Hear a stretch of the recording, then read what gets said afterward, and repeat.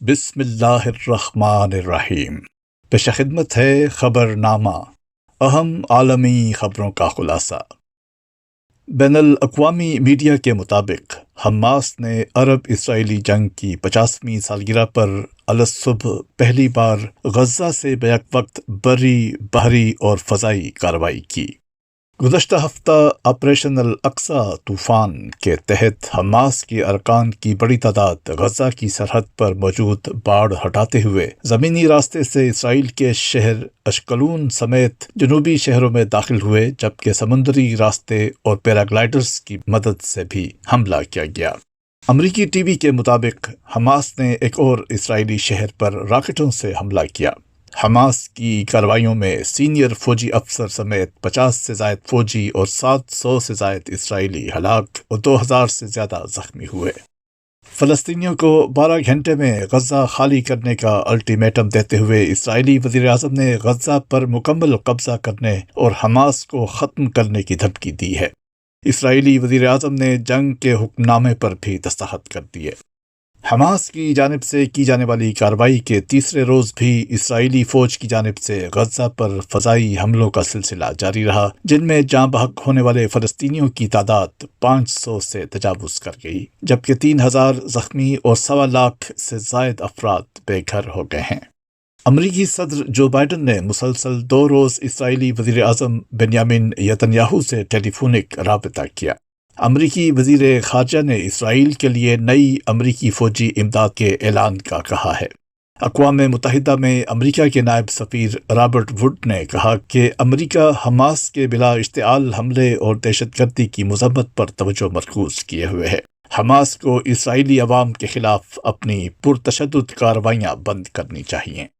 مسیحیوں کے روحانی پیشوا پوپ فرانسس نے اسرائیل اور فلسطین سے فوری طور پر جنگی کارروائیاں روکنے کا مطالبہ کرتے ہوئے کہا کہ جنگ کبھی بھی مسائل کا بہتر حل ثابت نہیں ہوتی۔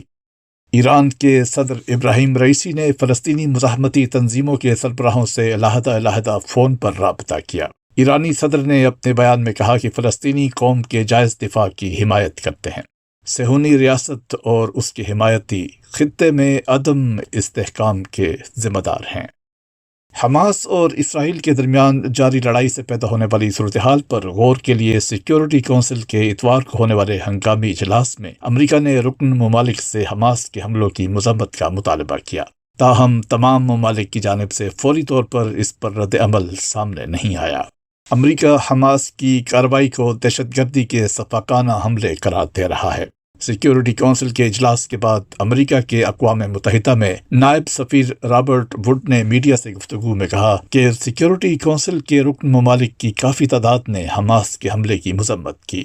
یاد رہے کہ سیکیورٹی کونسل کے ارکان کی تعداد 15 ہے، جن میں امریکہ، روس، چین، فرانس اور برطانیہ مستقل ارکان ہیں۔ افغانستان کے مغربی صوبے ہرات میں 7 اکتوبر سن 2023 کو 6.3 شدت کے زلزلہ سے اموات کی تعداد 2400 سے بڑھ گئی۔ زلزلے کی گہرائی 76 کلومیٹر تھی، جبکہ مرکز شمال مغربی افغانستان تھا۔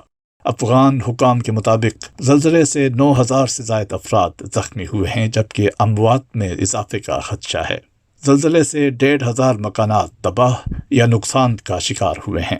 زلزلے سے زندہ جان اور غوریان اضلاع کے 12 دیہات مکمل تباہ ہو گئے۔ شمال مشرقی یوکرین کے گاؤں میں واقع کیفے اور کریانے کی دکان پر روسی میزائل گرا، جس کے نتیجے میں 51 افراد ہلاک ہو گئے۔ جہاں روسی میزائل گرا، وہاں ایک یوکرینی فوجی کی ہلاکت پر اظہار تعزیت کے لیے درجنوں افراد جمع تھے۔ یوکرین کے علاقے خارکیو ہیروزا کے گاؤں میں جہاں روسی میزائل گرا، وہاں اب صرف ٹوٹی ہوئی عمارتوں کا ملبہ باقی بچا ہے۔ اس حوالے سے یوکرینی صدر ولودیمیر زیلنسکی نے اسپین میں یورپی پولیٹیکل کمیونٹی کے سربراہی اجلاس میں شرکت کے دوران بذریعہ ویڈیو لنک خطاب میں کہا کہ خارکیو کے علاقے کے ایک گاؤں پر ایک عام دکان اور کیفے پر جان بوجھ کر میزائل حملہ کیا گیا۔ دوسری جانب اقوام متحدہ نے خبردار کیا ہے کہ یوکرین میں حالیہ روسی حملہ جنگی جرم ہو سکتا ہے۔ جنوبی عراق کے صوبے دہ قر میں 138 سالہ معمر خاتون امراض قلب و نظام تنفس میں خرابی کے باعث انتقال کر گئیں۔ خاتون کے بارے میں یہ گمان کیا جاتا ہے کہ وہ عراق کی سب سے معمر خاتون تھیں۔ عراق کے سرکاری ریکارڈ کے مطابق مدلوح مناح محمد سن 1885 میں پیدا ہوئی تھیں اور ان کا 2 روز قبل گھر پر انتقال ہوا۔ طبی معائنے سے اس بات کی تصدیق ہوئی ہے کہ ان کا انتقال ضعیفی کی وجہ سے ہونے والی بیماریوں سے ہوا۔ واضح رہے کہ مرحومہ کو نہ صرف عراق کی سب سے زیادہ عمر کی خاتون بلکہ جاپانی شہری کین ٹناکا کی طرح دنیا کی طویل العمر خاتون سمجھا جاتا ہے۔ گینیز ورلڈ ریکارڈ کے مطابق کین ٹناکا کا سن 2018 میں 119 برس کی عمر میں انتقال ہوا تھا۔ یہ تھا اہم عالمی خبروں کا خلاصہ۔ روزنامہ الفضل انٹرنیشنل، 11 اکتوبر سن 2023، صفحہ 8۔